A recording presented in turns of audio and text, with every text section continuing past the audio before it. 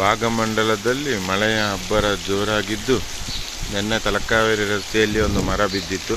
ಇವತ್ತು ಆ ಥರ ಏನಿಲ್ಲ. ಮಳೆಯಿಂದಾಗಿ ನೀರು ಬಸವನ ಕಲ್ಲು ಮುಳುಗಿದೆ. ಅರ್ಧದಷ್ಟು ನೀರು ತುಂಬಿದೆ ತ್ರಿವೇಣಿ ಸಂಗಮದಲ್ಲಿ. ಇದೇ ರೀತಿ ಇವತ್ತು ಮಳೆ ಹೊಡೆದ್ರೆ ನಾಳೆ ರೋಡ್ ಮೇಲೆ ನೀರು ಬರೋ ಸಾಧ್ಯತೆ ಉಂಟು ಸಾಯಂಕಾಲ ಆಗುವಾಗ. ಮಳೆ 3 ದಿನದಿಂದ ಜೋರಿದೆ. ಇವತ್ತು ಈಗ ಬೆಳಗಿಂದಲೇ ಮಳೆ, ರಾತ್ರಿ ಇಡೀ ಮಳೆ ಇತ್ತು, ನೀರು ತುಂಬಿದೆ. ಇಲ್ಲೊಂದು ಹಳೆ ಸೇತುವೆ ಬಿದ್ದು ಹೋಗಿದೆ, ಅದನ್ನು ಏನೂ ಮಾಡಿಲ್ಲ, ಹಾಗೆಯೇ ಉಂಟದು.